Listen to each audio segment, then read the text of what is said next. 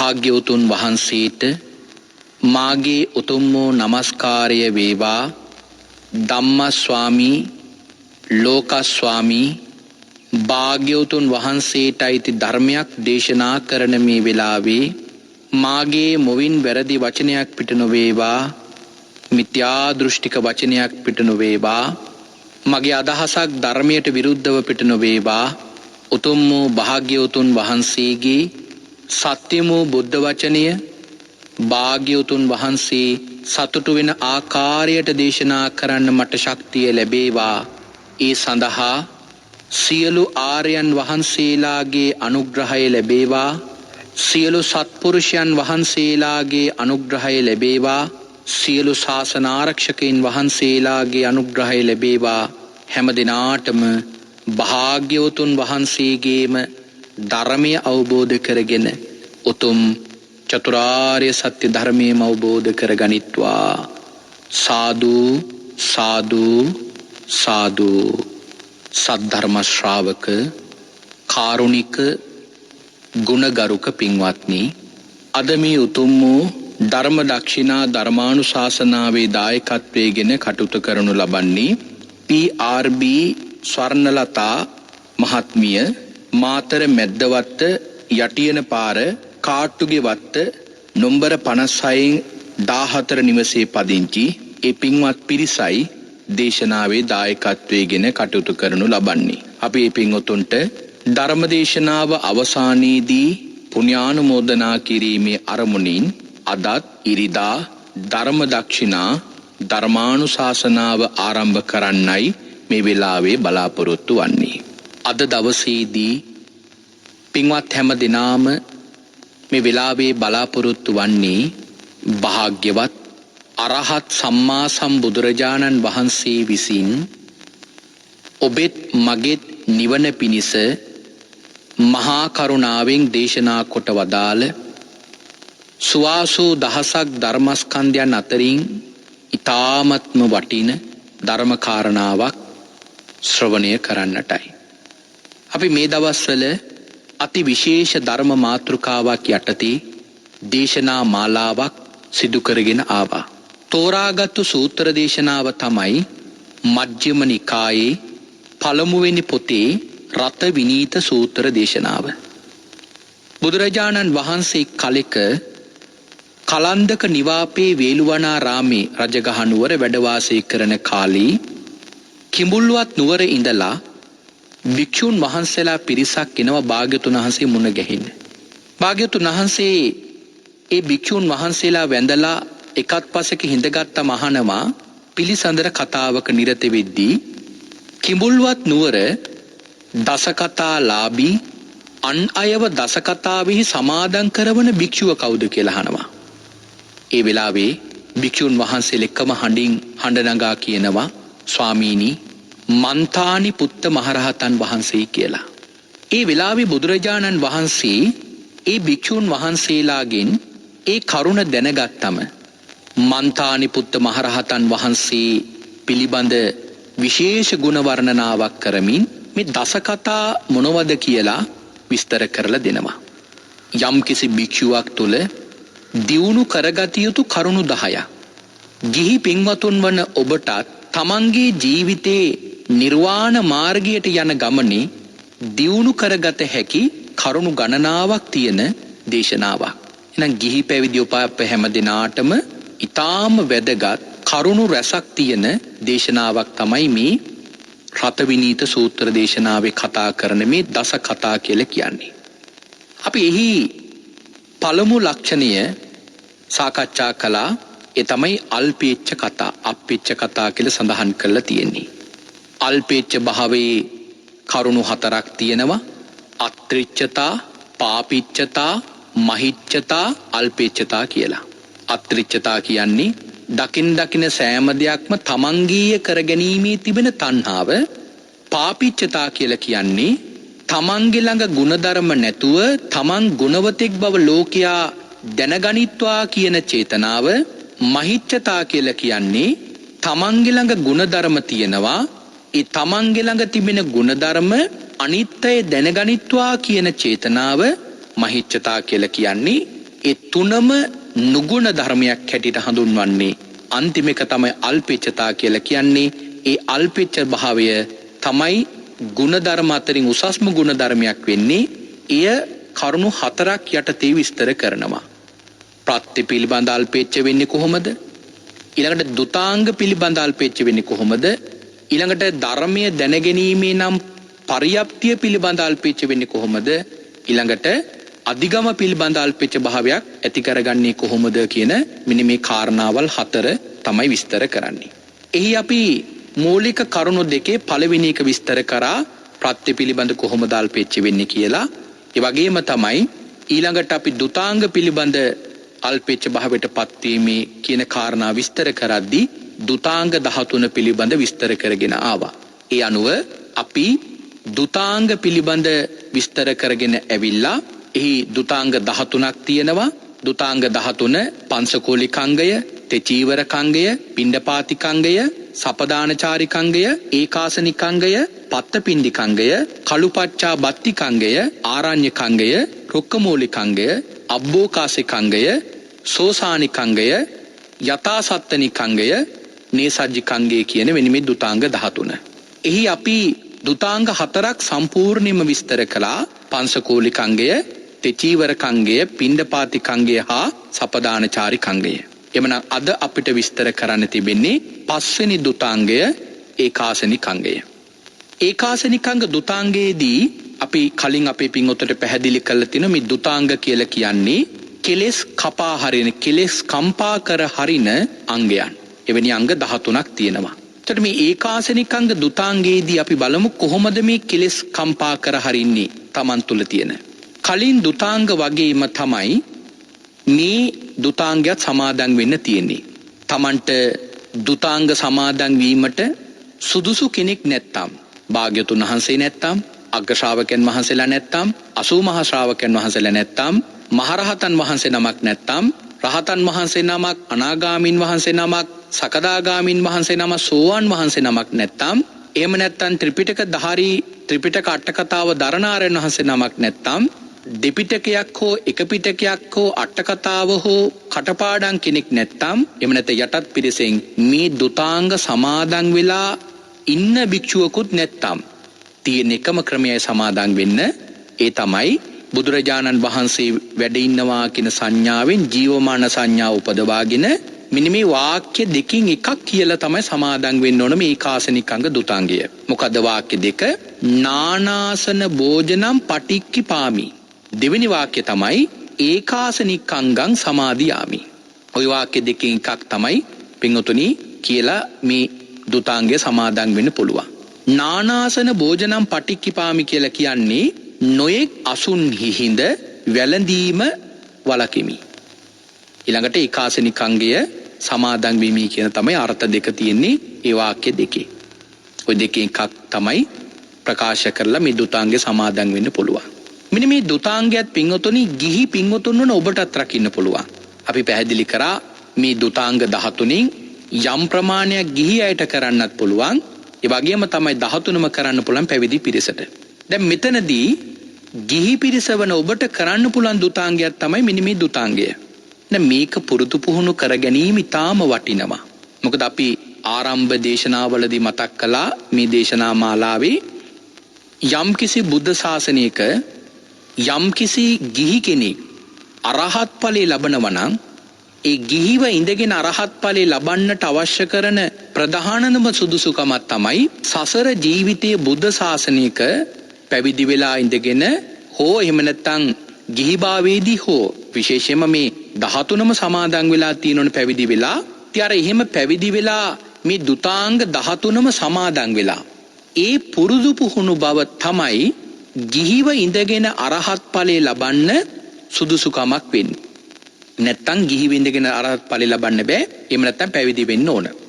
එහෙම නැත්තම් සසර ජීවිතේ හොඳට මේ දුතාංග සමාදන් වෙලා පුරුදු පුහුණු බවක් ඇති කරගත්තොත් යම් බුද්ධ ශාසනයක පින්වතුනි තාම පහසුවෙන් ඒ වීරිය නිවනට උපකාර වෙනවා.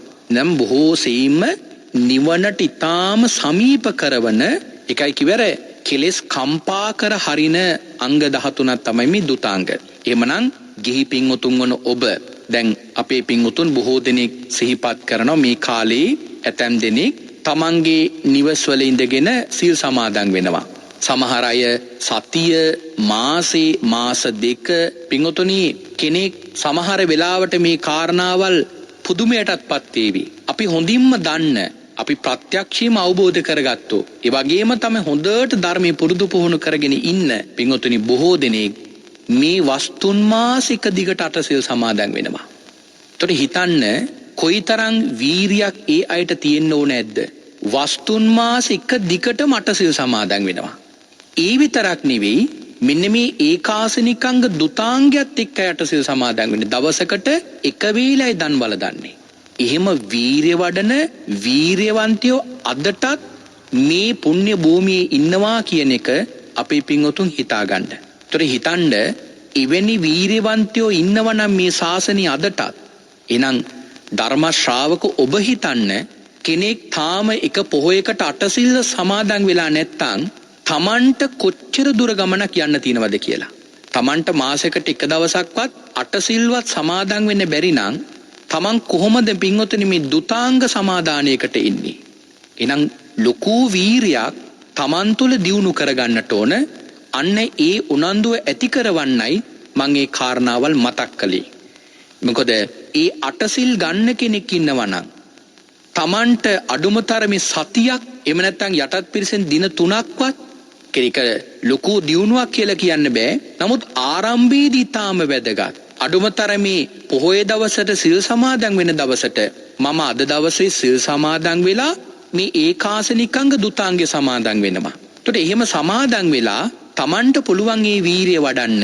අන්න ඒකට මේ කාරණාව ලොකු උපකාරයක් සලසනවා. එතකොට තමන් අර ඉන්න තැන ඉඳලා තව ටිකක් උසස් වෙලා තව ටිකක් තමන්ගේ ගුණධර්මයේ දියුණු කරගෙන මේ ශාසනය තමන් තව පියවරක් ඉදිරියට තැබුවා වෙනවා මේ එක දුතාංගයක් කර සමාදන් වෙනවා නම්. ඉතින් එක දවසකට පමණක් කරා කියන එක ලොකු දියුණුවක් නෑ. හැබැයි ඉන්න තැනින් පොඩ්ඩක් හරි හෙලුණා කියලා කියන්න පුළුවන්. මොකද දැන් සමහර දෙනෙක් ඉන්නවා අද කාලේ අර්ධ වශයෙන් සිල් ගන්නෙ. ඉතින් ඒ අය මේ ශාසනයේ දියුණුවක් තියෙන කෙනෙක් හැටියටව සලකන්නේ නෑ ඇත්තටම. දැන් සිල් ගන්න නැති පිරිස අතරින් යම් මට්ටමකට උසස් කියලා කියන්න පුළුවන්. හැබැයි බුද්ධ ශාසනයේ යම් ප්‍රමාණයකින් හරි වර්ණනාවකට ලක් කරන කෙනෙක් බවට පත් වෙන්නේ නැහැ. හැබැයි පැය 24ෙම උපෝසත සමාදන් වෙන කෙනා තමයි අඩුම තරමේ මේ බුද්ධ ශාසනයේ පින්වතුනි යම් මට්ටමකට ආරයන් වහන්සේලා වර්ණනා කරන්නේ. අඩුම තරමේ පැය 24ක්වත් අටසිල් ගන්නව නම් විතරයි. ඒ වගේම තමයි ඒ කෙනා තව ටිකක් උසස් වෙනව නම් ආරයන් වහන්සේලාගේ හිතේ තවදුරටත් පැහැදීමක් ඇති කරවනවා නම් අන්න ඒ කෙනාට පුළුවන් මෙන්න මේ ඒකාසනිකංගය කියන දුතාංගය සමාදන් වෙන. මම මේ ගිහි පින්වතුන් වශයෙන් කිව්වේ. පැවිදි කෙනෙකුටත් මේක කරන්න පුළුවන්. දවසක්ද සතියක්ද මාසයක්ද අවුරුද්දක්ද එහෙම නැත්නම් පැවිදි ජීවිත කාලය පුරාවට මුණත් පින්වතුනි මේක කරගෙන යන්න පුළුවන්. ඒ අනුව තමයි මේ දුතාංගය සමාදන් වෙන්න පුළුවන්කමක් ලැබෙන්නේ. එතකොට මේ දුතාංග සමාදන් වීමේදී අපි බලමු කොහොමද මේ දුතාංගය සමාදන් වෙන්නේ කියලා. මොකද ගිහි පැවිදි හැම දෙනෙකුටම මේ දුතාංගය ප්‍රයෝජනවත් වෙන නිසා. එතකොට මේ දුතාංග සමාදන් වීමේදී විශේෂයෙන්ම ඒ කෙනාට කරන්න තියෙන්නේ ඒකාසනිකංග දුතාංගය සමාදන් වීමේදී තමන් දවසකට එක වේලයි දන් වල දන්නේ. ඒක තමයි මේ දුතාංග සමාදානයේ තිබෙන විශේෂත්වය. දවසකට එක වේලයි දන් වල දන්නේ. ඒකං අසනං එක වේලයි දන් වල දන්නේ. එතකොට ඒ ක්‍රමයට තමයි මේ කෙනාට මේ දුතාංගය සමාදන් වෙන්න තියෙන්නේ. දැන් මේ දුතාංග සමාදානයේදී පින්වතුනි මේ භික්ෂුව අදිෂ්ඨාන කරනවා මම අද දවසේ මෙන්න මේ එක වේලයි දන් බල දාන්න. එතකොට එක වේලක් දන් බල දනවා කියලා කියනකොට කැප ආහාර එකක්වත් අනිත් කිසි වෙලාවක ආහාර ගන්න බෑ. කැප ආහාර එකක්වත් අනිත් කිසිම වෙලාවක ආහාරයට ගන්න බෑ මේ භික්ෂුන් වහන්සේට. උදේ නම් උදේ දවල් නම් දවස. ඒ කියන්නේ ඉර උදා උණයින් පස්සේදී ඉර මුදුන් වෙනකන් මෙන්න මේ කාලයේ කැමැති වෙලාවක එක වේලක් ආහාරයට ගන්නවා නම් අන්න ඒක තමයි ඒකාසනිකංග දුතාංගය කියලා සමාදන් වෙන්න පුළුවන්. හැබැයි දැන් දන් වලදලා ඉන්න ආසනේ යම් කරුණක් නිසා නැගිට්ටොත් ඒ නැගිටපු ගමම්ම ඒ වෙල දාන වලදලා ඉවරයි. ආයි දන් වල දන්න බෑ. අපි හිතමු දැන් ඔන්න යම් කිසි භික්ෂුන් වහන්සේ නමක් තමන්ට සුදුසු ආසනයේ ඉන්නේ නැතුව තේරාසනයක වැඩ ඉන්නවා. එතකොට ඒ භික්ෂුන් වහන්සේ පින්වතුනි දන්වලදන ශාලාවට ඒ ආසනයේට හිමිකම් කියන තෙරුන් වහන්සේ වඩිනවා. එතකොට උන්වහන්සේට ආසනයේ දෙන නැගිටින්න ඕන. නැගිට්ට ගමන් ඒ වේල දන්වලදල ඉවරයි. සමහරට පාත්‍රයෙන් භාගයක් වළඳලා තියනව වෙන්න පුළුවන්. කොහොම වුණත් ඒ වේල දන්වලදල ඉවර හැටියට තමයි සලකන්නේ. ආයි වළඳන්න බෑ. ඒ නිසා මේ දුතාංග සමාදානයේදී ඒ භික්ෂුන් වහන්සේ අනිවාර්යයෙන්ම සිහි තබා ගත යුතු කරුණක් තමයි තමන්ට සුදුසු වාසනේ ඉඳගෙන දන්වල දන්න ඕන. ඒ වගේම තමයි මෙතනදී තවත් විශේෂ කරුණක් තියෙනවා. ඒ තමයි ආචාර්ය උපාධ්‍යයන් වහන්සේ දන්වලදන ශාලාවට වැඩම කරොත් ඒ ඊට පස්සේ ඉන්න ස්වාමීන් වහන්සේලාට තියෙන ආචාර්ය උපාධ්‍යය වත් කරන්න. ඉන්න ඒ වත් කිරීම සඳහා නැගිට්ටොත් පින්වතුනි ඒත් මේ දුතාංගය එතනින් ඒ කියන්නේ වලදල ඉවර හැටියට තමයි සලකන්නේ. එතකොට මේක ඊටාම දුෂ්කර වතක්. එවනම් මේ වත සමාදන් වෙනකොට අනිකුත් වැඩිහිටි ස්වාමින් වහන්සේලාගෙනුත් විශේෂ අනුකම්පාවක් තියෙන්නට ඕන. එතකොට එවනම් මේ කාරණාව ඒකයි මේ දුතාංග කියලා කියන්නේ වීරියවන්තයන්ටම කරන්න තියෙන ඒවා කියලා කියන්නේ ඒකයි. මේක සාමාන්‍යයෙන් දානය වළඳනවා සාමාන්‍යයෙන් ආහාර ගන්නවා කියන කාරණාවට වඩා හාත්පසින්ම වෙනස් දෙයක් තමයි මෙතන ඇත්තටම තියෙන්නේ. ඒ නිසා තමයි මේකට ඉතාම වීරයක් අවශ්‍යයි. ඒතර දැන් මේ වයින් සිදුවෙන්නේ මොනවද? අර ආහාර පිළිබඳ මේ සිව්පසේ පිළිබඳව යම් ආකාරයකට තණ්හාවක් තියෙනවා නම් ඒ තණ්හාව ඒ ඇලීම් පවා පින්වතුනි මේ දුතාංග සමාදන් වෙනකොට නැති වෙනවා. ඒක තමයි මේ දුතාංගවල තිබෙන විශේෂත්වය. අපි කලින් පිණ්ඩපාතිකංග දුතාංගයේදී වගේ සඳහන් කළා. ඒ පාත්‍රයේ දන් වළඳනකොට දානේ පිණ්ඩපාතේ කරගෙන යනකොට උන්වහන්සේට විවිධ ආහාර ලැබෙනවා. එමනම් එතකොට විවිධ ආහාර ලැබෙනකොට උන්වහන්සේලා ඒ ඔක්කොම කවලමේ වළඳන්න වෙනවා. ඒ වගේ තමයි මේ කාසනිකංග දුතාංගයේදීත් ඒ වගේ දෙයක් තියෙන්නේ. මදී කියලා බෙදා ගන්න. ඒ කියන්නේ මදී කියලා උන්වහන්සේට බෙදා ගන්න පුළුවන්. වැඩි වුණොත් විසි කරන්න පුළුවන්. හැබැයි ආයේ තව වේලකදී තව අවස්ථාවකදී බඩගිනි උණයි කියලා කන්න බෑ. ආහාර ගන්න බෑ. ඉවසා දරාගෙන ඉන්න ඕන. ඒක තමයි මේ දුතාංග සමාදානයේ තිබෙන විශේෂත්වය. ඊළඟට පින්වතුනි ඒකාසනිකංග දුතාංගයේදීත් අර කියන මට්ටම් තුනක් තියෙනවා. මට්ටම් තුන තමයි උත්කෘෂ්ඨ, මධ්‍යම, මෘදුක කියලා. උත්කෘෂ්ඨ මට්ටමේදී තියෙන්නේ තමන්ට දානේ බෙදනකොට ඒ දාණය පින්වතුනි දැන් අපි හිතමුකෝ දැන් තමන් බෙදාගෙන අවසන්. මේක දැන් ඇත්තටම මීළඟට සාකච්ඡා කරන දුතාංගයේදී තියෙනවා. ඒකාසනික දුතාංගයෙන් පස්සේදී ඊළඟට කතා කරන්නේ පත්තිපිණ්ඩික දුතාංගය. ඒ පත්තිපිණ්ඩිකංග දුතාංගය වගේ තමයි මේ ඒකාසනිකංග දුතාංගයේ උත්කෘෂ්ඨ මට්ටමට කියන්නේ. මම ඒ පත්තිපිණ්ඩිකගේ දුතාංගයත් අදම මේකෙදී සාකච්ඡා කරන්න බලාපොරොත්තු වෙනවා. එතකොට මේ කාරණාවේ අතරේ තිබෙන මේ වෙනස තේරුම් කරගන්න පුළුවන්. දැන් මෙතනදී කියන්නේ දැන් ඒ තෙරුන් වහන්සේ යම්කිසි ආහාරයක් බෙදාගත්තා නම් ඒ සියලුම ආහාර ටික අනුභව කරලා ඉවර කරනවා. හැබැයි අතරතුර උන්වහන්සේට වළඳනකොට උනත් උන්වහන්සේ මදී කියලා බෙදාගන්නේ නැහැ. උන්වහන්සේ මදී කියලා බෙදාගන්න දැන් අපි හිතමු උන්වහන්සේ දැන් දානේ බෙදාගත්තා. එතකොට බෙදාගත්තට පස්සේදී උන්වහන්සේ පාත්‍රයට වැටිච්ච ප්‍රමාණය පාත්‍රයට බෙදාගත්තු ප්‍රමාණය තියෙනවා. හැබැයි උන්වහන්සේ දානේ වළඳනකොට ඔන්න තව කෙනෙක් ඇවිල්ලා හිතවත් උපාසකෙක් හිතවත් දායකයෙක් ඇවිල්ලා යම් දෙයක් පූජා කරනවා. ඒක බාරගන්නේ නැහැ. ඒකට යම් ප්‍රමාණයක් බෙදාගත්තා නම් අන්නේ ප්‍රමාණය තමයි උන්වහන්සේ වළඳන්නේ. අන්න ඒකට තමයි උත්කෘෂ්ඨ මට්ටමට රකින්නවා කියලා කියන්නේ.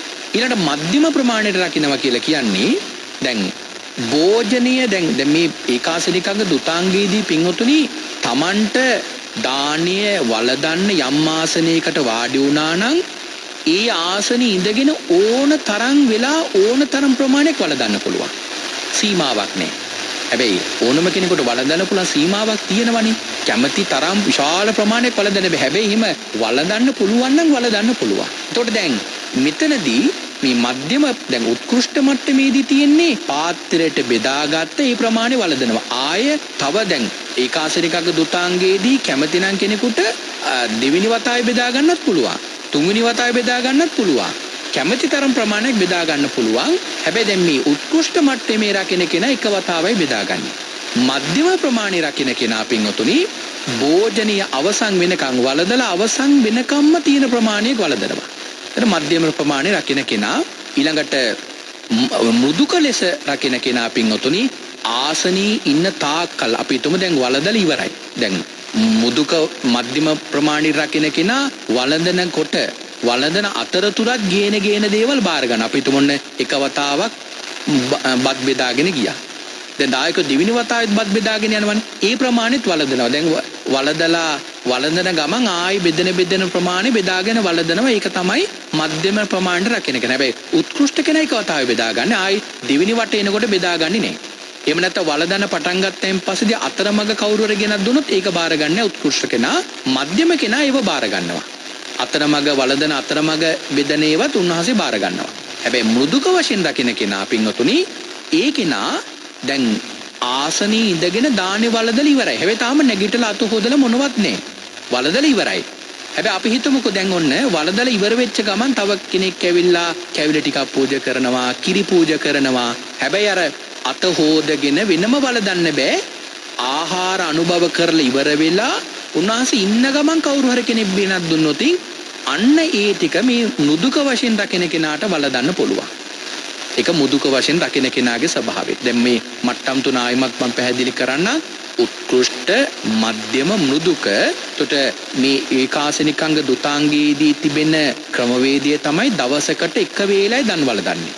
උදේ ඉර උදා වුණයින් පස්සේදී ඉර මුදුන් වෙනකම් මේ අතර කාලය තුල එක වේලයි දන් වළඳන්න පුළුවන්. දැන් එතකොට ඉර උදා වුණයින් පස්සේදී ඉර මුදුන් වෙනකම් ওই අතර කාලය තුල තවත් වෙන භික්ෂුන් වහන්සේ නමකට දැන් මේ දුතාංගේ සමාදන් වෙන්නේ නැති භික්ෂුන් වහන්සේලා ඕන තරම් වෙලා වළඳන්න පුළුවන්.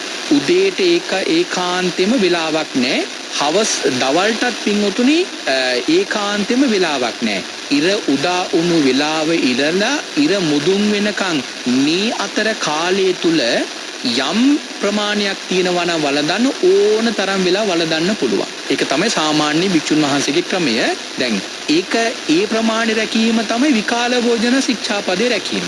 ඉර උදා වෙන්න කලින් වැළඳුවොතින් විකාල භෝජන ශික්ෂාපදේ කැඩෙනවා.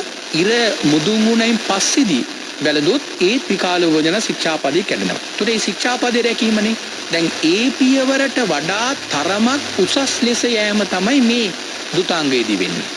දැන් ඒකාසනිකංග දුතාංගයේදී සිද්ධ වෙන්නේ මොකද්ද?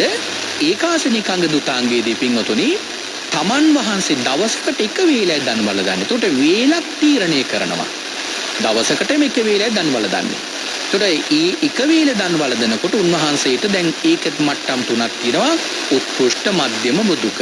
උත්කෘෂ්ඨ මට්ටමට රකින්නකොට උන්වහන්සේ දැන් ඔන්න අපි හිතමුකෝ දානශාලාවේ දානීය වළඳන වාඩි වෙලා ඉන්නවා. ඔන්න දායකයෝ එක පළවෙනි වටේදී බත් ව්‍යංජන ওই ටික පූජා කරගෙන යනවා.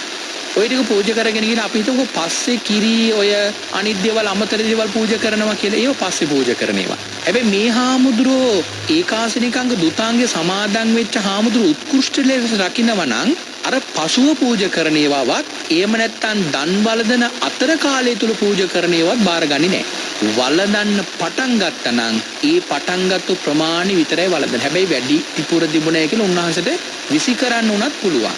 හැබැයි අතරතුරවත් ඉවරුණයින් පස්සේවත් ආයි නැවත බෙදාගන්නේ නැහැ. ඊළඟට දැන් ඔන්න මධ්‍යම ප්‍රමාණයට රකින්න හාමුදුරුවන්ට උන්වහන්සේට පුළුවන් දැන් ඔන්න බත් බෙදාගෙන ගියා පළවෙනි වටේ ව්‍යංජන ටික බෙදාගෙන ගියා. දැන් වළඳන උන්වහන්සේ වළඳන අතරතුරත් දායකයෝ වෙල බෙදනවනේ. අන්නේ ප්‍රමාණය මධ්‍යම ප්‍රමාණය රකින්න භික්ෂුන් වහන්සේට බාර ගන්න පුළුවන්. හැබැයි මුදුක වශයෙන් රකින්න භික්ෂුන් වහන්සේ තියෙන පින්වතුනි උන්වහන්සේ පළවෙනි වතාවේ දානෙ බෙදාගෙන ගියා. දැන් වළඳන ගමන තුන්වහන්සේට බෙදෙනේම ඒත් බාර ගන්නවා. අපි දුක දැන් ඔන්න වළඳන ඉවරයි. ඊළඟ වතාවේ තමයි ඔන්න කිරි පැණි, අයිස්ක්‍රීම්, පළතුරු, කැවිලි ඔය ටික පූජා කරනවා කියලා හිතමුකෝ.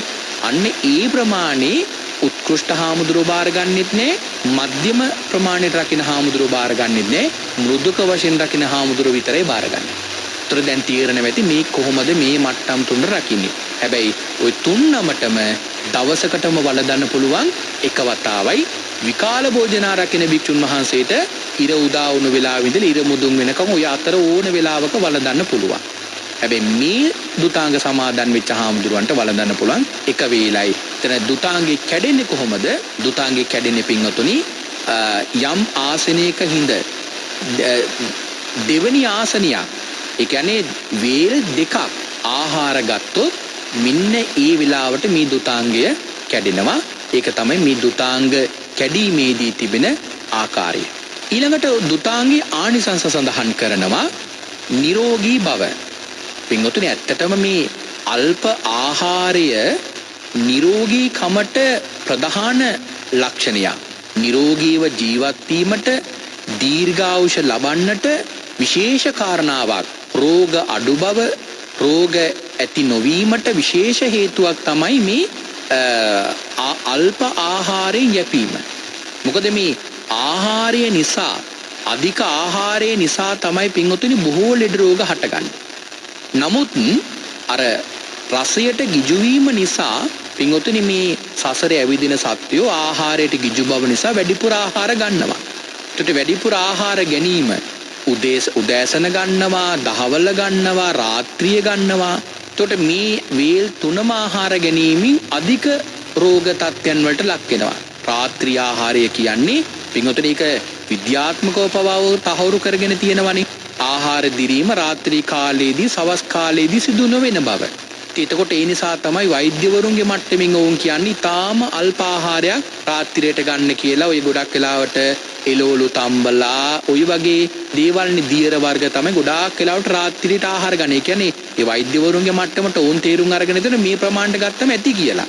නමුත් අද කාලේ ගොඩාක් වෙලාවට වෙන දේ තමයි රාත්‍රියේ තමයි වැඩිපුරම ආහාර ගන්න. ඉතින් ඒක රෝගයන් බහුල වීමට ප්‍රධාන හේතුවක්. ඒතකොට දැන් බුදුහාමුදුරුවෝ භික්ෂුන් වහන්සේලාට පනවලා තියෙනවා මොකද්ද?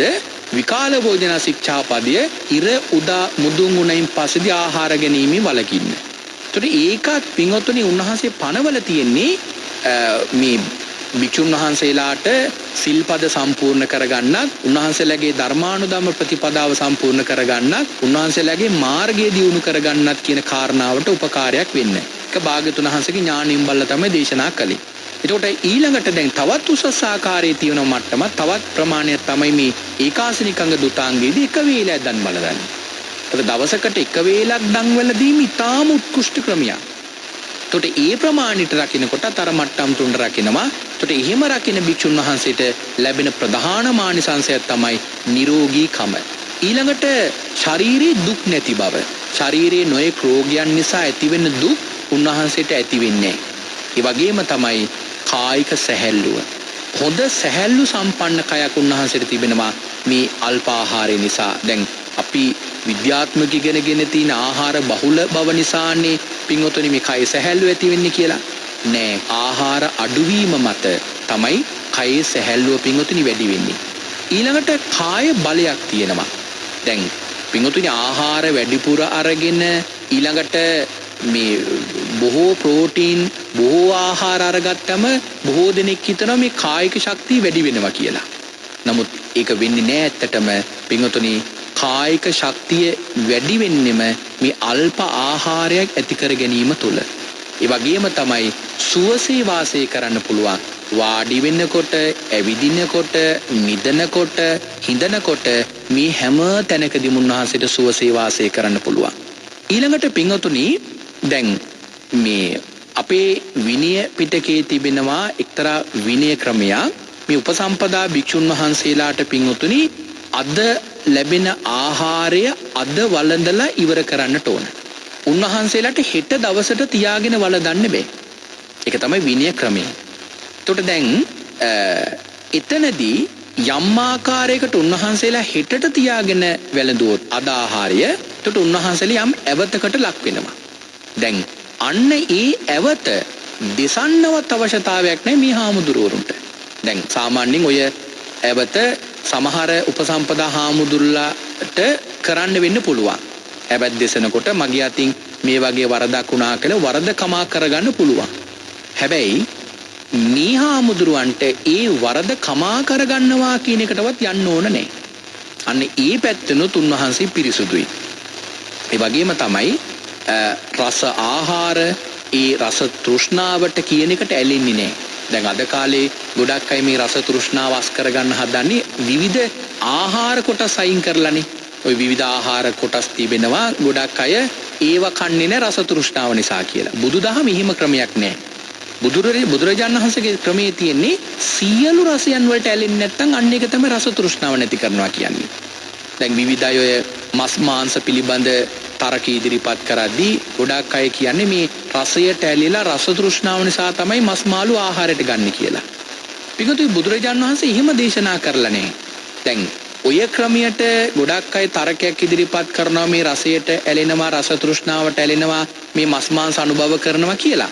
හැබැයි එහෙම කියන අය මස් මාංශ නොකනවා නම් පිටුතුනි ඒ කෙනෙකුට ලුණු ටිකක් වැඩිපුර ව්‍යංජනයකට දාලා ඒ ආහාරය දෙන්නකො කන්නේ නැද්ද කියලා බලන්න.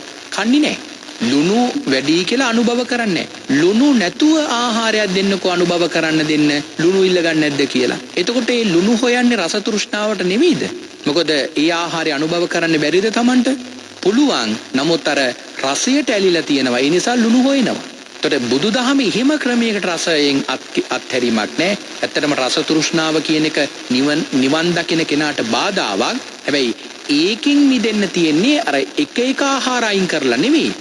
මේ සියලු රසයන් සියලු ආහාරයන්ගේ මිදීමෙන් තමයි ඒක නැති වෙන්නේ. එතකොට අන්න ඒ ප්‍රමාණය තමයි දැන් කෙනෙකුට රස තෘෂ්ණාවෙන් අයින් වෙන්න ඕන නම් නිර්මාංශ වීම නෙවෙයි. එක්ක විකාල භෝජනා ශික්ෂාපදේ රකින්න එහෙම නැත්නම් මිනිමි දුතාංග රකින්න. එතකොට තමයි අර රස තෘෂ්ණාවෙන් අයින් වෙන්න පුළුවන් කමක් ලැබෙන්නේ. ඉතින් අන්න ඒ ක්‍රමයට තමයි මේක කරන්නට ඕනේ. එතකොට මිනිමි දුතාංග සමාදන් වෙන භික්ෂුන් වහන්සේට අන්න ඒ වගේ රස තෘෂ්ණාවෙන් අයින් වෙනවා. ඒ වගේම තමයි මොකද දැන් රස තෘෂ්ණාවෙන් අයින් වෙනවා කියන්නේ උන්වහන්සේට කැමැති වෙලාවේ ආහාර ගන්න බෑ. කැමැති තරම් ගන්නත් බෑ. ඊළඟට කැමැති දේවල් ගන්නත් බෑ. අර ව්‍යංජනේ මේ වෙලාවට මේ පළතුර මේ වෙලාවට එහෙම ගන්නත් බෑ. ඒ ක්‍රමයට තමයි මෙතන රකින්න තියෙන්නේ. වගේම තමයි අල්පේච්ඡ භාවයේ එක මට්ටමක් තමයි මේ ඒකාසනිකංග දුතාංගේ සමාදන් වීම. ඒක තමයි දුතාංග වල මම මේ පැහැදිලි කර අපේ පින්වතුන්ට පස්වෙනි දුතාංගේ ඒකාසනිකංග දුතාංගය. ඒ වගේම තමයි මම ඊළඟට 6 වෙනි දුතාංගයත් මේ එකම පැහැදිලි කරනවා කියලා අදහස් කරා. මොකද මේ ඒකාසනිකංග දුතාංගය වගේ තමයි මේ පත්තපිණ්ඩික දුතාංගය 6 වෙනි දුතාංගයත් සාකච්ඡා වෙන්නේ. ඒ නිසා අද දවසේ මේ කාරණාවත් මේ දේශනාවටම අලලා දේශනා කරන්න අපි අදහස් කරගත්තා. මොකද එක සමානවම වගේ තමයි මේ දුතාංගයත් සාකච්ඡා වෙන්නේ. යම් යම් වෙනස්කම් කීපයක් තියෙනවා. ඒකත් මම මේකෙදිම පැහැදිලි කරන්න බලාපොරොත්තු වෙනවා. 6 වෙනි දුතාංගය තමයි පත්තපිණ්ඩිකංග දුතාංගය. පත්තපිණ්ඩිකංග දුතාංගයත් අර ක්‍රමයටම තමයි සමාදන් වෙන්න තියෙන්නේ. කොහොමද? වාක්‍ය දෙකක් තියෙන දෙකෙන් එකක් තමයි කියන්න තියෙන්නේ. එකක් තමයි ဒုတိယ භාජනං පටික්කිපාමි. දැන් අර ඒකාසනිකංග දුතාංගයේදී කිව්වේ නානාසන භෝජනං පටික්කිපාමිනි. මෙතනදී කියන්නේ ဒုတိယ භාජනං පටික්කිපාමි. දෙවෙනි භාජනයක් හැරපියමි. ඊළඟට පත්තපිණ්ඩිකංගං සමාදියාමි. පත්තපිණ්ඩිකංගේ සමාදන් වීමි. ඔන්න ඔය වාක්‍ය දෙකෙන් එකක් තමයි අර මං මුලින් මතක් කර ක්‍රමයට සමාදන් වෙන්න තියෙන්නේ. එතකොට මේ පත්තපිණ්ඩිකංග දුතාංගයේදී තිබෙන ක්‍රමවේදය තමයි ඒකේ විධානය තමයි පත්තපිණ්ඩිකංග දුතාංගයත් අර ඒකාසනිකංග දුතාංගය වගේම එක වේලයි දන්වල දන්න තියෙන්නේ. ඕකේ තියෙන විශේෂත්වය තමයි පින්වතුනි උන්වහන්සේ පාත්‍රයට යම් ප්‍රමාණයක් බෙදාගත්තා නම් ඒ බෙදාගත්තු ප්‍රමාණය විතරයි උන්වහන්සේට වළඳන්න පුළුවන්. මදි කියලා බෙදා ගන්නත් බෑ. පාත්‍රයේ යම් ප්‍රමාණයක් බෙදාගෙන වැඩි කියලා විසි කරන්නත් බෑ. ඒක තමයි මේ දුතාංගයේ තිබෙන විධානය. එතකොට එහෙමනම් මෙන්න මේ දුතාංග සමාදන් වීමේදී පින්වතුනි තවත් ප්‍රමාණයකට එහෙමනම් අර ආහාරයේ පිළිබඳව තිබෙන තණ්හාව අඩු වෙනවා. හැබැයි මෙතන විශේෂයෙන්ම සාකච්ඡා කරන ආනිසංසය තමයි භෝජනේ මාත්‍රතාවය.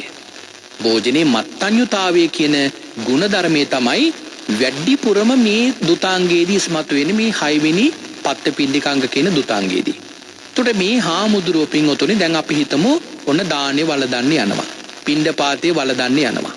එතකොට දැන් දානේ වළඳන්න උන්වහන්සේ පිණ්ඩපාතේ වඩිනකොට උන්වහන්සේ තීරණය කරන්න ඕන උන්වහන්සේගේ කුසේ ප්‍රමාණය දැනගෙන මම මෙන්න මේ ප්‍රමාණයට තමයි දානේ වළඳන්නේ. මම මෙන්න මේ ප්‍රමාණයට තමයි දානේ වළඳන්නේ කියලා උන්වහන්සේ තීරණය කරන්න ඕන. එතකොට එහෙම තීරණය කරලා උන්වහන්සේ ඔන්න තමන් දැනගෙන පාත්‍රයේ ප්‍රමාණයට ගන්න. දැන් අද කාලෙත් ඔය ගොඩක් උසස් ආචාර ගෝචර භාවයක් සලකනවා. දැන් අපි මම දන්න බොහෝ ස්වාමීන් වහන්සේලා ඉන්නවා එහෙම වළඳන. ඒ වගේම තමයි උන්වහන්සේලේක ප්‍රතිපත්තියක් හැටියට රකින්නවා. ඒ වගේම තමයි විශේෂයෙන්ම උන්වහන්සේලාගේ ශිෂ්‍ය ස්වාමීන් වහන්සේලාට ඒක ඉතාම හොඳින් පුරුදු කරනවා. මේක ඒ කියන්නේ මේ ක්‍රමය තමයි උන්වහන්සේලාට දැන් පත්තපිණ්ඩිකං ක්‍රමයට රකින්නව නෙවෙයි. නමුත් මේ පත්තපිණ්ඩිකං ක්‍රමයක් අනුගමනය කරනවා. ඒ තමයි යම් ප්‍රමාණයක් උන්වහන්සේ බෙදාගත්තද ඒ ඔක්කොම වළඳන්න ඕන. දැන් අපි දන්න සමහර ස්වාමින් වහන්සේලා උන්වහන්සේලාගේ ශිෂ්‍ය ස්වාමින් වහන්සේලාට මෙන්න මේක පුරුදු කරනවා. උන්වහන්සේලාත් ඒක අනුගමනය කරනවා. ශිෂ්‍ය ස්වාමින් වහන්සේලාටත් පුරුදු කරනවා. උන්වහන්සේලාගේ ගුරුවරුන්ගෙන් තමයි ඒක ඉගෙනගෙන තියෙන්නේ කියලා උන්වහන්සේලාම ප්‍රසිද්ධියේ කාරණාවල් කියලා තියෙනවා. අපි මෙහෙම මේ ගුරු හාමුදුරුවරුන්ගෙන් මේක ඉගෙන ගත්ත. දැන් අපේ ශිෂ්‍ය ස්වාමින් වහන්සේලාටත් මේක අපි පුරුදු කරනවා කියලා පුරුදු කරනවා. එතනදී උන්වහන්සේලා කරන්නේ යම් ප්‍රමාණයක් බෙදාගත්තද බෙදාගත්තු ඔක්කොම වළඳනවා. හැබැයි එතන කියන්නේ නෑ පත්තපිණ්ඩිකංග දුතාංගේ රකින්නවා කියලා. හැබැයි පත්තපිණ්ඩිකංගේ දුතාංගයට එනවා මෙන්න මේ ක්‍රමයට රකින්නවන. කොහොමද? උන්වහන්සේලා අදිෂ්ඨාන කරලා ඔන්න බෙදා ගන්නවා. ඒතර බෙදා ගන්නකොට අපි හිතමුකෝ දැන් බත් වෙන්න පුළුවන්, ව්‍යංජන වෙන්න පුළුවන්, ඊළඟට කිරි වෙන්න පුළුවන්, කැඳ වෙන්න පුළුවන්, අයිස්ක්‍රීම් වෙන්න පුළුවන්, යෝගට් එකක් වෙන්න පුළුවන්, පළතුරු වෙන්න පුළුවන්, කැවිලි වෙන්න පුළුවන්. ඔය ඔක්කොම පින්වතුනි පාත්‍රයට බෙදා ගන්න ඕන. හිතන්න කොච්චර දුෂ්කරද කියලා. ඒතර මේ ඔක්කොම පාත්‍රයට බෙදාගෙන අන්න ඒ පාත්‍රයේ තියාගෙන තමයි වළඳන්න ඕන. ඒක තමයි මේ දුතාංගයේදී තිබෙන විශේෂත්වය. එතකොට පින්වතුනි දැන් මේ දුතාංග සමාදානය කොච්චර දුෂ්කරද කියලා හිතන්නකෝ. කොයිතරම් ඉවසීමක් උන්වහන්සේ තුල තියෙන්න ඕනද කියලා හිතන්නකෝ. හැබැයි හිතන්න බුදුරජාණන් වහන්සේ වැඩ හිටපු කාලේ ගිහි පැවිදි දෙපාර්ශවයේමයි හිටියන් මෙන්න මේ ප්‍රමාණයට දුතාංග රැකපු. වැඩි වශයෙන් බුදුහාමුදුරුවෝ වැඩ හිටපු කාලේ හිටියා. මෑත කාලයක් වෙනකම් වැඩි ප්‍රමාණයක් මේ දුතාංග රැකපුවා හිටියා. භික්ෂුන් වහන්සේලා වැඩ හිටියා. නමුත් අදටත් යම් යම් තැන්වල මේ ප්‍රමාණයට වීරය වඩන උත්තමයන් වහන්සේලා ඒ සිල් ගුණදම් රකින්න උත්තමයන් වහන්සේලා වැඩ ඉන්නවා කියන එක අපි සිහි තබා ගන්න ඕන. අපිට හිතෙන්න පුළුවන් මේවා හරි දුෂ්කරයි කියලා. නමුත් මේ දුෂ්කරව වීරය වඩන උත්තමයන් වහන්සේලා අදටත් පින්වතුනි ලෝකේ වැඩ ඉන්නවා. ලංකාවෙත් වැඩ ඉන්නවා. විශේෂයෙන්ම බහුල වශයෙන් වැඩ ඉන්නවා මියන්මාර් එහෙම නැත්නම් බුරුම රටේ. එතකොට හිතන්න දැන් මම මේ කාරණාව ඔබට මතක් කළේ පින්වතුනි හිතන්න දැන් මාසෙකට එක දවසක්වත් සිල් රකින්න නැති කෙනෙක් මම අර අපි හැමදාම අපේ පින්වතුන්ට මතක් කරන සීලය පැහැදිලි කරනකොට මාසෙකට එක දවසක්වත් සිල් රකින්න නැති අය ඉන්නවා බහුතරයක් මේ බණහන අය අතර.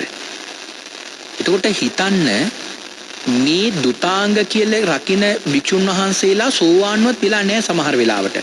ඉතින් ගොඩාක් ආරණ වහන්සේලා රකින්නවා. නමුත් මෙතන මේ කරන්නේ මාර්ගඵල ලබන්න කලින් තමයි මේව පුරුදු කරන්නේ. මේ දුතාංග රකින්න පුරුදු කරන්නේ මාර්ගඵල ලබන්න කලින්. එතකොට මේ දුතාංග රැකගෙන යනකොට තමයි මාර්ගඵල ලැබෙන්නේ. එතකොට හිතන්න මාසෙකට එක දවසක්වත් සිල් ගන්න නැති අය කොච්චර වීරියක් වඩන්න ඕනද? එහෙනම් හිතන්න මෙන්න මෙවැනි උත්තමයන් වහන්සේලා යම් ප්‍රමාණයකට මේ බුද්ධ ශාසනය වර්ණනා කරනවා. එහෙම වර්ණනා කරන බුද්ධ ශාසනයේ අපේ පින්වතුන් දැන් තීරුම් කරගන්නේ මේ මට්ටම වශයෙන් මාසෙකට එක දවසක්වත් සිල් ගන්න නැති අය මේ ශාසනය දාලා තියෙන කොයි වගේ තැනකටද කියලා. ඊළඟට ඒ අය අතරිනුත් මාසෙකට එක දවසක් සිල් අරගෙන දවසින් භාගයයි නම් සිල් ගන්නේ. අද බහුලව ඉන්නේ ඒ අයනේ. එතකොට ඒ අය නම් ඉන්නේ. එතකොට හිතන්න ඒ අය වැටෙන්නේ මොන ගණයටද කියලා. ඒ අයට තව ලොකු ගමනක් යන්න තියෙනවා. වර්ණනා කරන තැනටවත් එන්න. එහෙනම් මේ දුතාංග සමාදන් වෙන භික්ෂුන් වහන්සේ කියලා කියන ඇත්තටම සැබෑවටම ආර්යයන් වහන්සේලා වර්ණනා කරන අය. එතකොට එහෙමනම් ආර්යයන් වහන්සේලා වර්ණනා කරන්නේ මෙන්න මේ අය. බුදුරජාන් වහන්සේලා, පසේ බුදුරජාන් වහන්සේලා, රහතන් වහන්සේලා වර්ණනා කරන්නේ පින්වතුනි මෙන්න මේ අය. එහෙම නැත්තම් සිල් රකින්න නැති, බණ විතරක් අහන, එහෙම නැත්තම් දවසෙන් භාගයක් සිල් ගන්න අය හිතන්න එපා මේ ශාසනයේ සබ්‍රක්‍මචාරින් වහන්සේලා වර්ණනා කරනවා කියලා. අර අරියකාන්ත සීලීදී කතා කරනවනේ. අකණ්ඩ අචිද්ද අසබල අකම්මාස බුජිස්ස විඤ්ඤෝ පසත්තනේ. විඤ්ඤෝ පසත්ත කියන ගණයට වැටෙන්නේ නැහැ පින්වතුනි. දවසෙන් භාගයක් සිල් ගන්න, එහෙම නැත්තම් එක දවසක්වත් සිල් ගන්න නැති අය බණ විතරක් අහන, එහෙමයි වර්ණනා කරන්නේ ලොකුවට. යම් සැලකිල්ලක් තියෙන්න පුළුවන්, හැබැයි ලොකු වර්ණනාවකට ලක් වෙන්නේ, විශේෂයෙන්ම වර්ණනාවට ලක් වෙන්නේ මෙන්න මෙවැනි උත්තමයන් වහන්සේලා. ඒතකොට හිතන්න, ඒ අය වර්ණනා කරනන මේ උත්තමයන් වහන්සේලාට මොනවද දෙන්නේ තියෙන වර්ණනාව කියලා අපේ පිංගුතුන් මේ කාරණාවෙම හිතන්න. කොයිතරම් දුෂ්කර කාර්යයක්ද උන්වහන්සේලා කරන්නේ. නමුත් සැබෑවටම එවැනි උතුම් පිළිවෙත් රකින්න ආරයන් වහන්සේලා, උත්තමයන් වහන්සේලා, භික්ෂුන් වහන්සේලා අදටත් මේ බුද්ධ ශාසනය මේ වෙනකොටත් පින්වතුනි වැඩ වාසය කරනවා. එමනම් මේ පත්තපින්නික දුතාංගය මම මේ පැහැදිලි කරේ ප්‍රමාණයට. එතකොට පින්වතුනි දැන් මේ දුතාංග සමාදානයේදී අර ක්‍රමයටම උත්කෘෂ්ඨ, මධ්‍යම, මෘදුක ක්‍රමයට රකින්න පුළුවන්. උත්කෘෂ්ඨ මට්ටමට රකින්නවා කියලා කියන්නේ දැන් අපි හිතමුකෝ දානීය බෙදනවා. ඔය දානේ තියෙනවා පින්වතුනි හැමදේම ඔය දැන් බත්, ව්‍යංජන, මස් මාංශ, ඊළඟට උක්දඬු, පළතුරු ඔය කොහොම තියෙනවා කියලා හිතන්නකෝ. ඒ සියල්ල පින්වතුනි අනුභව කරනවා. හැබැයි වින් කරන්නේ නේ. කවලමේ තමයි වළඳන්නේ. ඉවත් කරනවා නම් ඉවත් කරන්න පුළුවන් ලෝක සම්මතෙන් අනුමත කර ආහාරයට ගන්නේ නැති දේවල් විතරයි. උනාසෙට ඉවත් කරන්න පුළුවන් අපි තුම දැන් ඔන්න සියඹලට අනුභව කරන්න බෑනේ. අන්නේ ඉවත් කරනවා. මුරුංගා පොතු අනුභව කරන්න බෑනේ. ඒව ඉවත් කරනවා. ඊළඟට මේ මස් මාළු කටු අනුභව කරන්න බෑනේ. අන්නේ ඉවත් කරනවා. ඒ හැර අනිත් සියලුම දේවල් කවලමේ තමයි වළඳන්නේ. ඊළඟට දැන් ඔන්න ඔය ප්‍රමාණයට තමයි උත්කෘෂ්ඨ මට්ටමට රකින්න භික්ෂුන් වහන්සේ කියලා කියන්නේ. ඊළඟට මධ්‍යම ප්‍රමාණයට රකින්නවා කියලා කියන්නේ පින්වතුනි අර අතින් කඩ අනුභව කරන්න පුළුවන්. අතින් කඩ දැන් අපි හිතමුකෝ මේ ව්‍යංජන වශයෙන් ගත්තොත් ඔන්න ව්‍යංජන බත් ටික එකට එකතු කරලා කඩ ඊ ටික අනුභව කරන්න පුළුවන්. ඊළඟට මෘදුක වශයෙන් රකින්න භික්ෂුන් වහන්සේට අතින් අත් දෙකෙන්ම ඒ විදිහට කඩ වින් වශයෙන් හැබැයි පාත්‍රය ඔක්කොම තියෙන්න ඕන. වෙනත් තැනකින් තියාගන්න බෑ. පාත්‍රය ඔක්කොම තියාගෙන අර එක වෙලාවකට බත් වළඳනවා, කඩාගෙන අත් දෙකෙන් තනි අතින් බැරනම් අත් දෙකෙන්ම කඩා ගන්නවා. අන්න ඒ ප්‍රමාණයට වළඳන්න පුළුවන්. දැන් එතකොට දැන් අර කඩ වළඳන්නේ නැහැ කියලා කියන්නේ උන්වහන්සේ බෙදාගන්නේ උන්වහන්සේට මේ අතින් මුවට දාගෙන අනුභව කරන්න පුළුවන් ඒවා විතරයි. ඒකට බොහෝ ප්‍රමාණයක් උන්වහන්සේ අයින් කරනවා. ඊළඟට මධ්‍යම ප්‍රමාණයට රකින්න හාමුදුරුවෝ පින්වත්නි උන්වහන්සේ කඩ වළඳන්න පුළුවන් ඒවත් ගන්නවා. හැබැයි තනි අතින් විතරයි උන්වහන්සේට කඩ ගන්න තියෙන්නේ. හැබැයි මෘදුක වශයෙන් රකින්න හාමුදුරුවන්ට උන්වහන්සේට පුළුවන් අත් දෙකෙන්ම කඩාගෙන වළඳන්න. ඒක මෘදුක වශයෙන් රකින්න හාමුදුරුවෝ. හැබැයි මේ හැමදෙනා වහන්සේලාම මදි කියලා බෙදා ගන්නත් බෑ, වැඩි කියලා විසි කරන්නත් බෑ. විසි කරන්න සම්මතේව විතරයි විසි කරන්න පුළුවන්. හැබැයි දෙවන වතාවට යම් ප්‍රමාණයක් හරි බෙදාගත්තොත් යම් දෙයක් හරි බාරගත්තොත් ඒ බාරගෙන බලදපු ගමම උන්වහන්සේලාගේ දුතාංගේ කැඩෙනවා.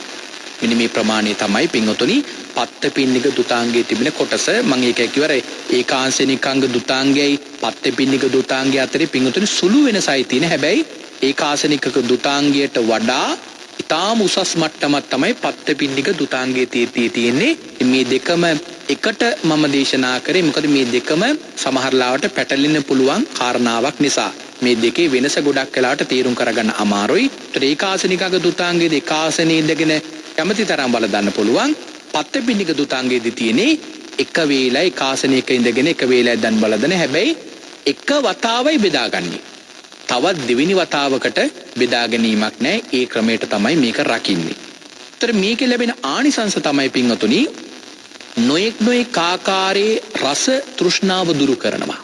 විවිධ තියෙන රස තෘෂ්ණාව දුරු කරනවා. මොකද කොටස් වලට බෙදා ගන්න බෑනේ. මම මේක වලදනවා අරක වලදනවා එහෙම තෝරගන්න බෑ. ඔක්කොම කවලමේ තමයි වලදන්න තියෙන්නේ. එතකොට රස තෘෂ්ණාව නැති කරනවා. ඊළඟට අපි කතා කරා මේ අල්පේච්ඡ භාවයේ පැහැදිලි කරද්දි කරුණු තුනක් අර අත්‍රිච්ඡතා පාපිච්ඡතා මහිච්ඡතා කියලා. එතකොට මෙන්න මේ අත්‍රිච්ඡතා කියන බව දුරු කරනවා. මොකද අත්‍රිච්ඡතා බව දුරු කරනවා කියන්නේ දැන් අපි හිතමු කොන්න දැන් ස්වාමීන් වහන්සේ නමක් දානි වලදන්න බාරගත්තා. බෙදා ගන්නවා. බෙදාගෙන උන්වහන්සේ අපි හිතමුකෝ දැන් ඔන්න මුලින් සුදුබත් බෙදාගත්තා කියලා. හැබැයි පස්සේ උන්වහන්සේ සුදුබත් එක ඔක්කොම බෙදාගෙන පාත්‍රේ උන්වහන්සේ තීරණය කරලා ඉවරයි බෙදාගත්තු ප්‍රමාණය. ඔන්න ඊළඟට උන්වහන්සේ කැමැත්තක් දක්වනවා කහබත් වලට. ඔන්න කහබත් එනවා. හැබැයි කහබත් ටික උන්වහන්සේට පාත්‍රෙට දැන් බෙදා ගන්න ඉඩ මදි. මොකද උන්වහන්සේ යම් තීරණය කරපු ප්‍රමාණය බෙදාගෙන ඉවරයිනේ. එතකොට මට මෙන්න මේ දේ කැමති ඒ දේ මම බෙදා ගන්නවා කියන දේ උන්වහන්සේට කරගන්න ලැබෙන්නේ. දැන් බෙදාගත්තු ප්‍රමාණය අයින් කරන්නත් බෑනේ. දැන් කහබත් එක එනකොට උන්වහන්සේට සුදුබත් එක බෙදාගෙන ඒ සුදුබත් එකෙන් භාගයක් මම දැන් අයින් කරලා ඉතුරු ප්‍රමාණයට කහබත් දාගන්නවා කියලා දාගන්න ලැබෙන්නේ නැහැ. එහෙම නැත්නම් දානශාලාවට ගිහිල්ලා අද මොනවද තියෙන්නේ කියලා එහෙම අහන්නත් බෑනේ. ඒක බොහොම පහත්ම ස්වභාවයක් නේ. ඒතර මේ දේවල් වලින් උන්වහන්සේට අර දැන් ඒකාසනිකංග දුතාංගේ සමාදගෙන හාමුදුරුවන්ට ඕනනම් පුළුවන් සුදුබත් බෙදාගෙන වැඩි නම් චුට්ටක් අයින් කරලා කහබත් බෙදාගෙන එහෙම කරන්න පුළුවන්. මොකද උන්වහන්සේට කැමති තරම් බෙදා ගන්න පුළුවන් නේ. කැමති ප්‍රමාණයක් අයින් කරන්න පුළුවන් නේ. හැබැයි මේ පත්තපින්නිගංග දුතාංගේ රකින්න හාමුදුරන්ට ඒ ටිකත් කරන්න බෑ. යමක් බෙදාගත්තා නම් බෙදාගත්ත ඒ ටික ඉවරයි. ආයේ අනේ දැන් අපි යම් ප්‍රමාණයක් බෙදාගෙන තීරණය කරලා ඉවරයි. දැන් ඔච්චරයි වලදන්නේ. බත් බෙදාගත්ත ව්‍යංජන බෙදාගත්ත දැන් ඉවරයි. ඔන්න ඊළඟට එනවා Taman කැමතිම ආහාරයක්.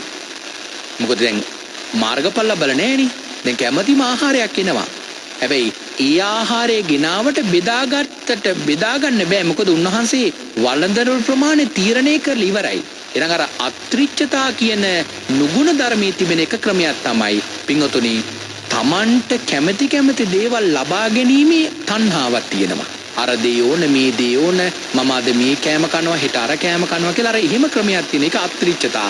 එතකොට මෙන්න මේ පත්තපින්නිගංග දුතාංගේ රකින මේ හාමුදුරුවන්ට අන්නර අත්‍රිච්ඡතා කියන නුගුණ ධර්මයේ Tamanගේ අතින් දුර වෙලා යනවා. Tamanට තිබුණත් ඒ දේ කරගන්න බෑ. මොකද මේ දුතාංගේ සමාදන් වෙනකොට ඒක නොදැනුවත්වම උන්වහන්සේගෙන් ඒක නැති වෙලා යනවා. ඒක විශේෂ කාරණාවක්. ඊළඟට පින්වතුනි ආහාර වැළඳීමෙන් දිවි රැක ගන්නා ප්‍රයෝජනේ පමණක් සලකන බව. ඒ කියන්නේ දැන් උන්වහන්සේට මට මේ ආහාරය අනුභව කරොත් මේ රෝගයට හොඳයි. මේ ආහාරය අනුභව කරොත් මට මේ වගේ කය සැහැල්ලුවක් ඇති වෙනවා. මේ වගේ කය ශක්තිමත් වෙනවා. නිදිවරන්න පුළුවන්. බොහෝ විහෙස මහන්සියලා වැඩ කරන්න පුළුවන් මේ ආහාරය අනුභව කරොත්. එහෙම තියෙනවනේ. දැන් මේ දුතාංගේ රකින හාමුදුරන්ට ඒ වගේ දෙයක් නැහැ. ආහාරය අනුභව කරන්නේ Tamanගේ කය පවත්වා ගැනීම කියන කාරණාව විතරයි. ඇත්තටම කය පවත්වා ගැනීම කියන කාරණාවත් එක්තරා මට්ටමකට ගත්තොත් Tamanට තිබෙන කෙලෙස් ධර්මයක්. දැන් නිවන් දකිනකොට ඔය ඔක්කොම නැති කරගන්නවා. එතකොට ඒක නැති කරගන්න කරන එක උපකාරයක් තමයි.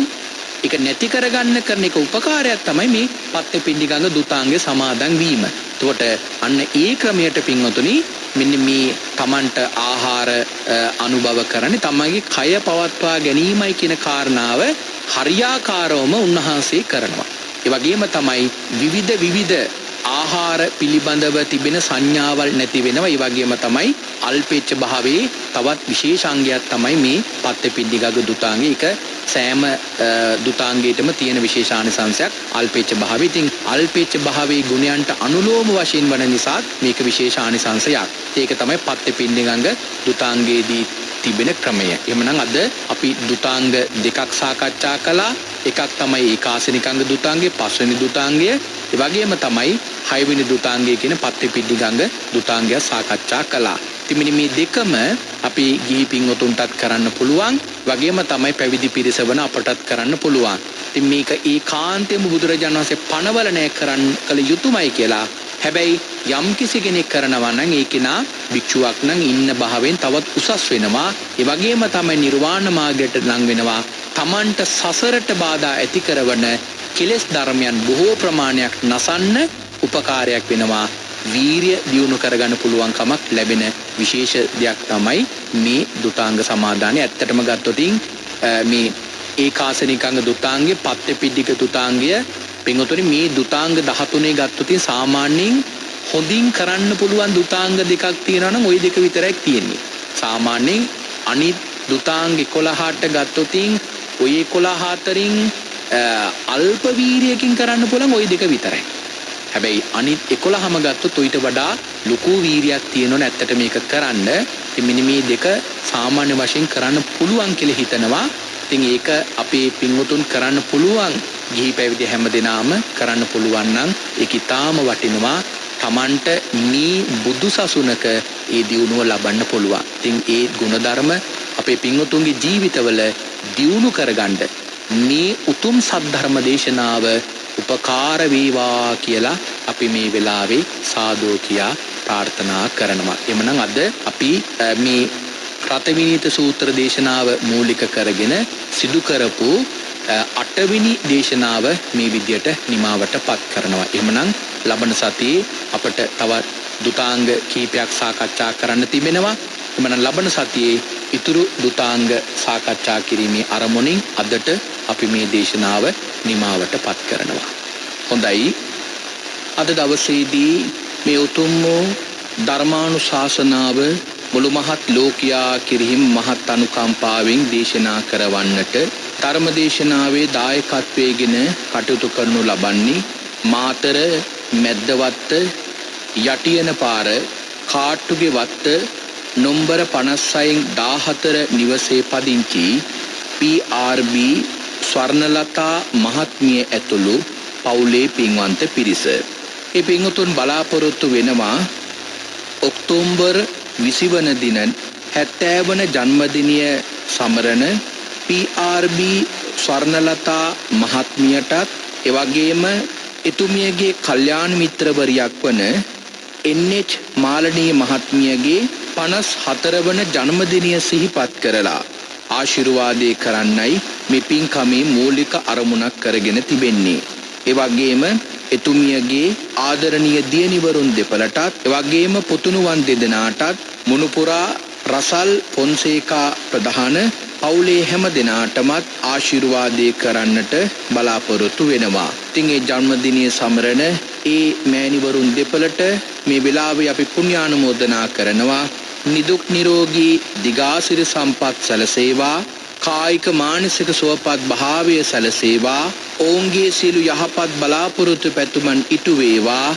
මේ ලැබිච්ච දුර්ලභ මනුෂ්‍ය ජීවිතේ සීලාදී ගුණධර්මයන් සම්පූර්ණ කරමින් පහසුවෙන් කැමැති තාක් දේවල් දන් දෙමින් කැමැති ආකාරයට Tamanට නොඑක් පින්කම් කරමින් භාග්‍යවතුන් වහන්සේගේ උතුම් ධර්මය අවබෝධ කරගෙන පාරමී ගුණයන් සම්පූර්ණ කරගන්නටත් සංසාර ගමන සුවපත් කරගන්නට බොහෝ පින් රැස් කරගන්නට ඒ දෙපළට ශක්තිය ධෛර්යය සැලසේවා කියලා අපි මේ වෙලාවේ ආශිර්වාදේ කරනවා. ඒ දරුවන් එවැගේම මුණුපුරන් ඇතුළු හැම දිනාටම නිදුක් නිරෝගී සුවපත් භාවයේ සැලසේවා. කායික මානසික සුවපත් භාවයේ සැලසේවා. දුවා දරුවන් සිදු කරගෙන යනු ලබන සියලු කටයුතු යහපත්ව සර ප්‍රකාරයෙන්ම සාර්ථකමත් වේවා. ඔවුන්ගේ සියලු යහපත් බලාපොරොත්තු පැතුමන් සියල්ලක්ම සර ප්‍රකාරයෙන්ම සාර්ථකමත් කර ගනිත්වා කියලා අපි මේ වෙලාවේ ආශිර්වාදය කරනවා. ඒ වගේම මිය පරලෝ ගියපු PRB අමරදාස පියාණන්ටත් LG පේමාවතී ආදරණීය මෑණියන්ටත් එවැගේම PRB Somalatha නැගණියටත් WP Amaradasa සොහොයුරන් LG Siripala සොහොයුරා ප්‍රධාන ඒ මිය පරලෝ ගියපු හැමදෙනාටම මේ පින් අනුමෝදන් වේවා.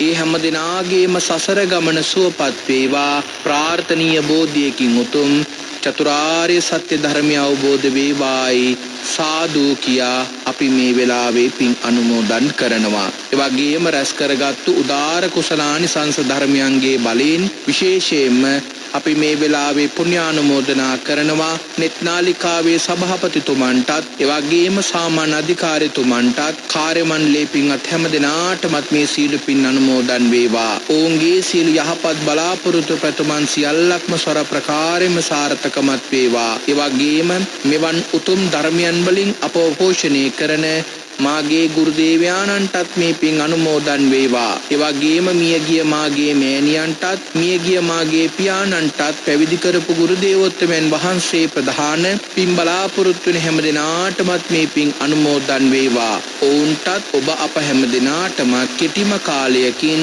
පහසුම ආකාරයෙන් සුඛ සහගත ප්‍රතිපදාවෙන් සියලු දුකින් මිදෙම්වා. මේ සියලු කෙලෙස් බරින් නිදහස් වෙම්වා. අජර ඕ අමර ඕ නිවන ලැබ සැනසෙන්නට මේ කුසල් උතුම් පාරමිතාවක්ම වේවායි. සාදු සාදු සාදු කියා අපි ප්‍රාර්ථනා කරගමු.